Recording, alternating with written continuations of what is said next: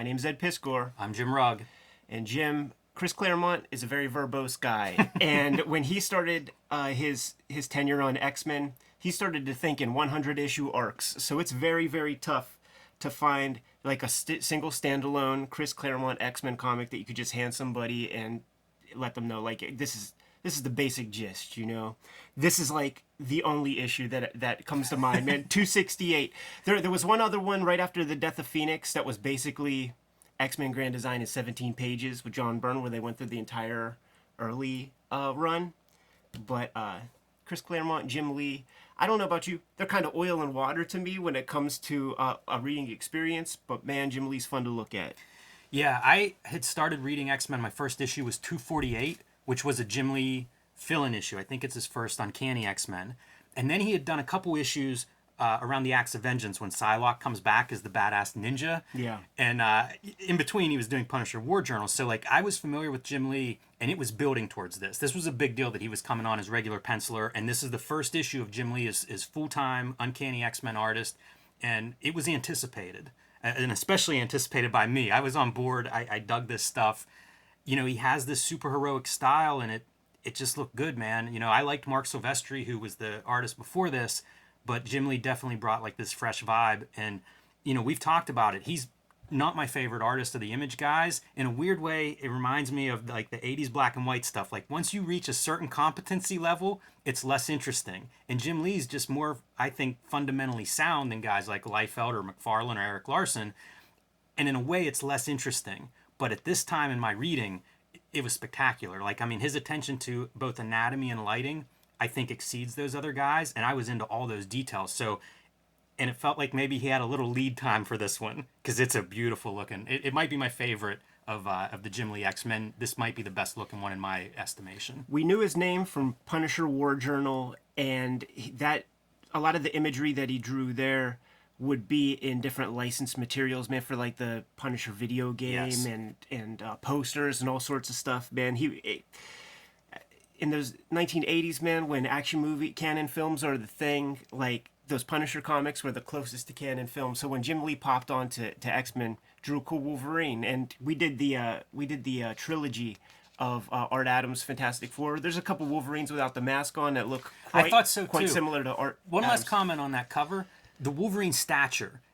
Jim Lee does a good job, because this is abandoned shortly after this, of like Wolverine's short and he should look short. Does a great job of making Wolverine smaller, really by amplifying Captain America, probably. Yeah. But it's an awesome detail, and it's right in line with character. And again, I think that gets abandoned somewhere in the early, mid-90s, but it was still canon at this point. And Jim Lee nails it, man. You know, like he was going for it here. I wonder if the tandem of Jim Lee and Scott Williams starts around here. I can't answer that. The fill-in issue, I think, is Dan Green, the 248 that I mentioned. But I think Scott Williams there. Yeah. Yeah. There it is, man. Look at that iconic splash page. Yeah, and I think this pose has been ripped off by a lot of people. I don't know whether Jim Lee was getting it from someone or if this is the original, but yeah, so good, man, so strong. Like, that's what you want when you open up the comic. I open up so many new comics off of the newsstand, and the first page is all this ugly-ass text background of what you're getting. And you turn the page, and then usually it's a stupid ad. You want this. This is like the cover shot within the cover shot, and that is a money shot right there. I would study this stuff molecularly, and Scott Williams, he would not connect all the lines in his inking, and as I look at it, I guess it's like showing us where the light is hitting or something like that, because clearly very bold lines underneath the figure, but there are these lines that aren't connected, and that always bugged me. Like as a kid, man, I would even sometimes like get a little Sharpie. That's help your out. classic How to Draw Comics the Marvel way with that heavy underline. The first pro cartoonist I ever talked to at length talked about leaving those lines open. And I don't know the purpose for it. Like, it makes sense on that one to have the light source at the top of the head, but other places, I always had a sense it was imply a little bit of movement by leaving those things open. But I don't know. I don't know the real reason behind it, but you can see it again in some of his inking. Obviously, it's intentional. Yeah, we have a fledgling Captain America, because this part of the story takes place in 1941, and he's getting his ass handed to him by some ninjas until the ninjas get rocked on from some unknown entity in the shadows. By the way, not just any ninjas, the Hand. Yes. And boom, there it is, a young Wolverine. It's like the story is about two ageless fellers, man. Yeah, their first team up, and I just eat this up. This is one of my favorite pages. From the distance, medium long shot of Wolverine showing up, twirling those pipes, to springing into action and going back and forth. You know, facing right, facing left. It's good dynamic movement. Captain America looks great. There's the directional devices. It's all there. This is a good action page for me. Keeping Wolvie in the shadows a little bit, like, you know, we know who it is, man, but still giving a little hint of mystery. Always loved the way Jim Lee and Scott Williams would do gloves. And this is an early showcase for glove porn. I love the young Captain America. It's a kind of a fun version of Captain America where you get to see him sort of acknowledging he's finding his way. I'm supposed to be a symbol. I wonder if that was like always established, or if this is now the 1990s where little kids are playing narc, you know, and they don't understand, like, why is this guy red, white, and blue? And he's supposed to be fighting guys at night. So they have to, like, give some little quick explanation. It's such a far cry from narc. That's a funny juxtaposition. And that's the Wolverine face. When I think of the Art Adams from New Fantastic Four, dead ringer for this one. Absolutely. And around the same time. Yeah, this is like fall 1990. I can't remember if those were end of 1990 or beginning of 1990. Starts in October. Oh, yeah, right about the same time. Boom, 49 years later, modern day, 1990s, man. Got Black Widow. She's getting rocked on by the Hand as the X-Men show up. Yeah, and this is sort of the mini X-Men team. It's Wolverine, Psylocke, and Jubilee, again, coming off of that Acts of Vengeance trilogy. But it's like a mini team of X-Men operating out of Wolverine's stomping grounds at this time, Madripoor, where the Captain America flashback takes place, too. It should be noted. But it's kind of fun to see this three-man strike team of X-Men. Jubilee and Jim Lee's approach to the character, first off, he created the kind of like iconic Jubilee, I think, man. Like she was established by Silvestri as she was wearing Dazzler's shirt and borrowing clothes from all the other X-Men. But like when I think of Jubilee, I think of Jim Lee's version. I do too, and I also think of Robin Kelly from Dark Knight Returns. Sure, yeah. And his approach, the kind of comedic aspects, makes me think of Gen 13. Yeah, interesting, yeah. Yeah, I bet he got good response to Jubilee. I like that character at this time. You know, you're talking about her as if you remember her well. And it would make sense that would lead into the idea of a Gen 13 if he had success with one of these young characters, like, let's try a team of them.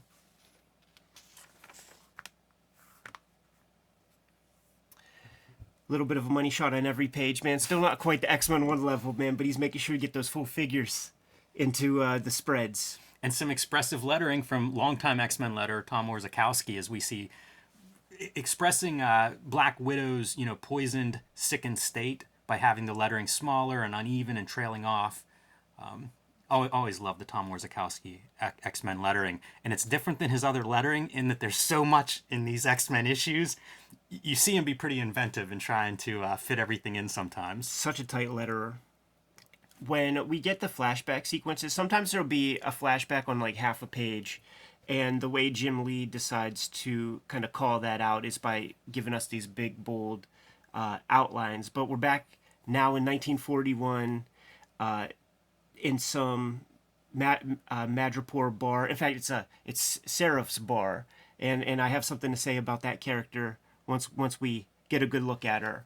But Wolverine's there. He notices a bunch of Nazis, intentionally tries to start a little bit of a fight with these characters, man.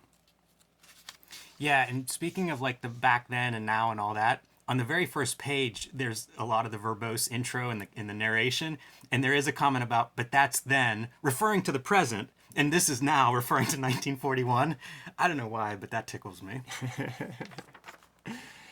All right, man. There's Seraph right there. She owns the Madripoor bar. We see her in the Patch the Patch Wolverine comics, I believe. And in my many conversations with Chris Claremont, what he was trying to establish, if he would have had his druthers, you're looking at Wolverine's mom right there. Wow, I've never heard that. That's Yeah. fascinating. Yeah, Wow. he was building towards that.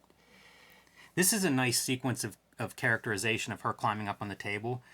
When I was trying to figure out how to do comics, you would get those how-to guides and submission guides, and it was like always have your characters doing something. And it's really great having this short character climbing up on a table. It's dumb, it's kind of a cartoon thing, but it gives her something to do to move through these panels, this sequence, and really adds an animation and a life to it.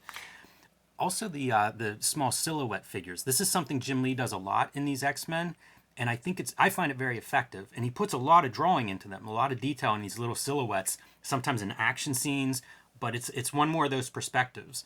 And it's one that you don't see a lot, that long shot, the really tiny figures. I credit somebody like Mobius, and I think Frank Quitely does scale really well, and it's more common now.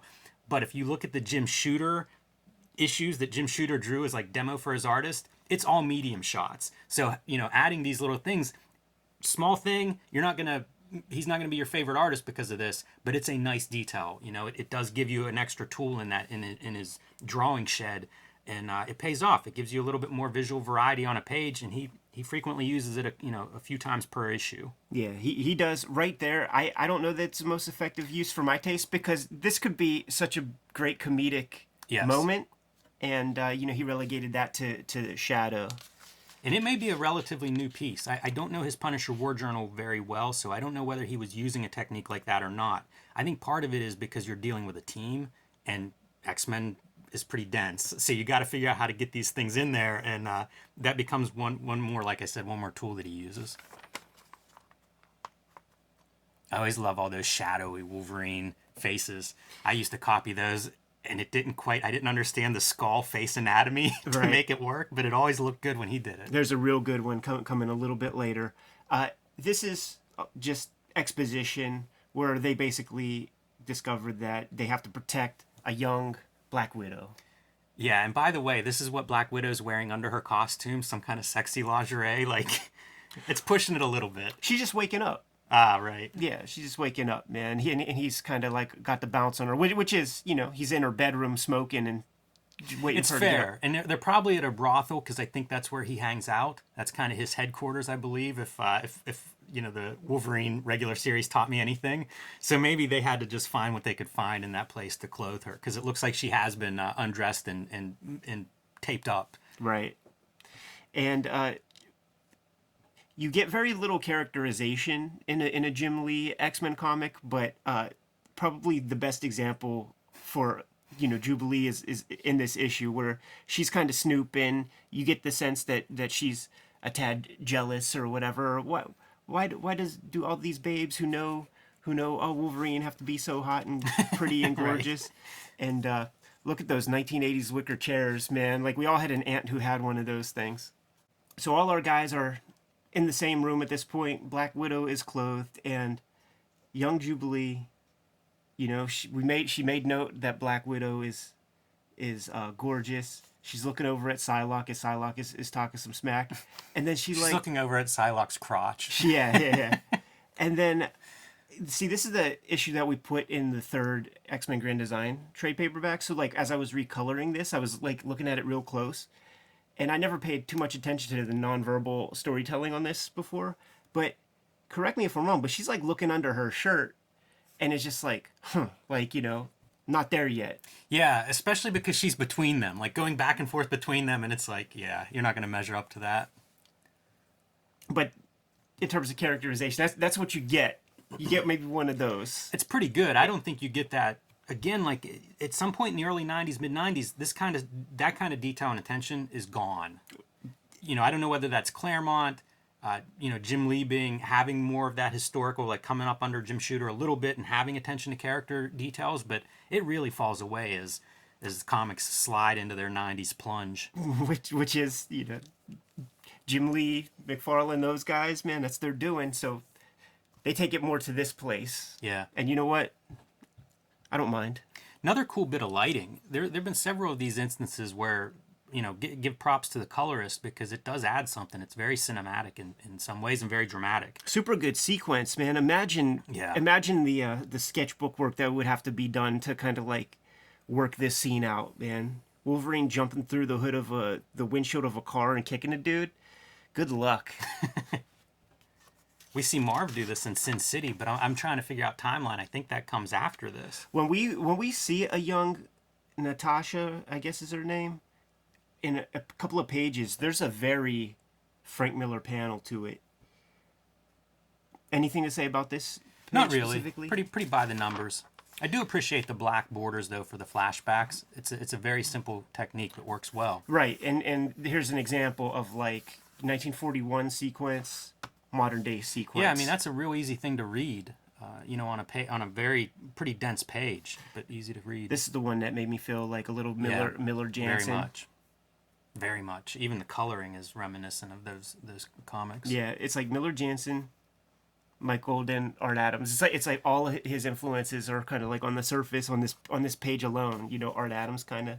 I think we already passed it by, but there's a reference note. You know how they would always do the notes and a little caption with an asterisk of like past issues. Yeah. And Black Widow says they thought they had taken out her and Daredevil had taken out the hand, and it's a reference to Daredevil's like 185 to 190. Yep. Which, like 8 years or something before this issue. So kind of cool knowing that Jim Lee loves Frank Miller, and I guess almost every cartoonist at this time would have loved Frank Miller. But kind of cool that he gets a little nod to those issues here in his first regular X-Men.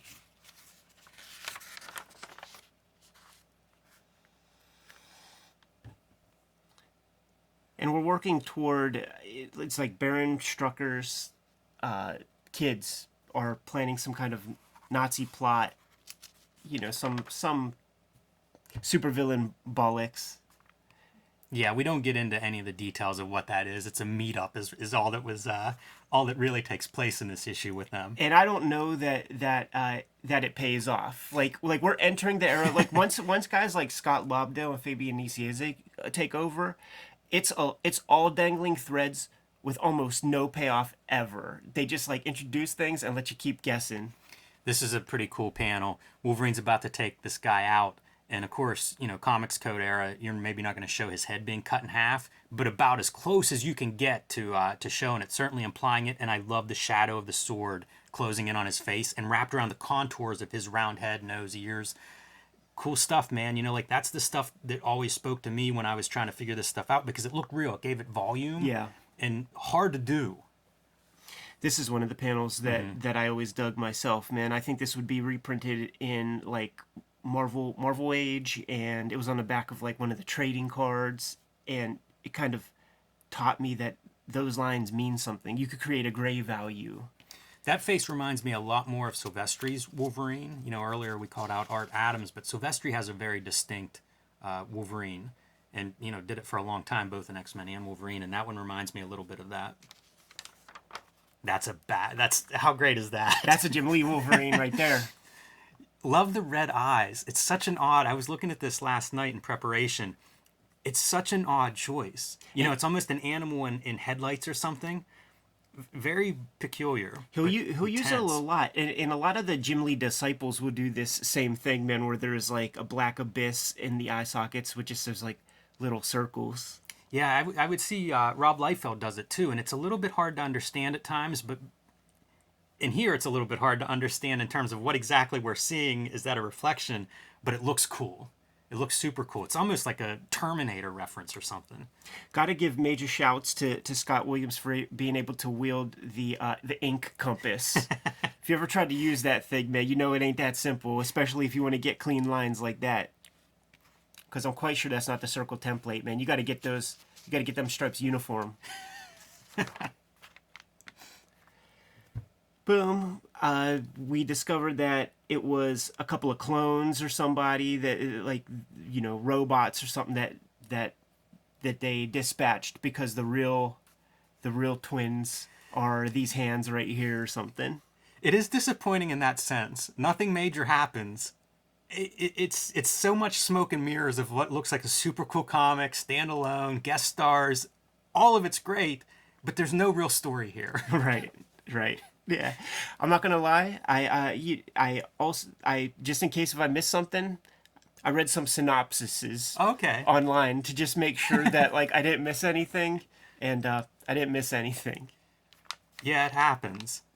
I wondered if this was a bi-weekly shipping issue too, because it's like late September or early September or something that would make me believe that. If it says that, then it was a double issue where two books came out that September. I used to love when X-Men shipped bi-weekly. So did That I. was great, man. Every other trip to the store, I knew I was getting an X-Men. Yeah, and Mark Silvestri would do most of them. Yes. You know, Rick Leonardi will pop in, Kent Williams will pop in here and there, man. But more often than not, like Silvestri kept up those deadlines, and that's manga numbers. I love that. There's such an energy to those issues too. If you look at them, where obviously they're drawn quickly. You know, he's doing 45 pages of this stuff in 4 weeks. Yeah. And Dan Green right with him, man. It just looks like they're just hurling ink at the pages, but it's a great energy. So that was the stuff that hooked me on X-Men.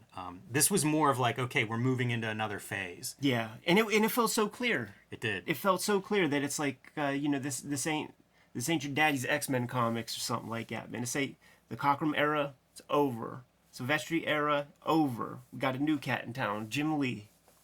Yeah, strong stuff, man. It's a great looking issue. Pretty easy to read, even if ultimately there is no big payoff or no major event. It's kind of my favorite kind of comics, where it's just a bunch of characters hanging out together. You know, a bunch of characters I like hanging out together. The comics from the big two, it's almost more satisfying an experience to just read random issues rather than a run. You know, like when you read them all in order, they inevitably never pay off in any big way. So you could grab an issue like this, imagine what comes before, imagine what comes after, and you could take satisfaction in that. That's all I have to say for this one. Sounds good. All right, let's get the heck out of here. Jimmy, Kayfabers, thanks for getting us to 20,000 subscribers, but that's only 10% of the way to the 200,000 that we want. So like, follow, and subscribe to the YouTube channel. Hit the bell icon so that we can notify you when new videos are available, and that'll help mitigate that kayfabe effect. You can subscribe to the Cartoonist Kayfabe newsletter at the link below this video. You can find Cartoonist Kayfabe t-shirts and merchandise at the links below this video. Jimmy, give them marching orders. Read more comics.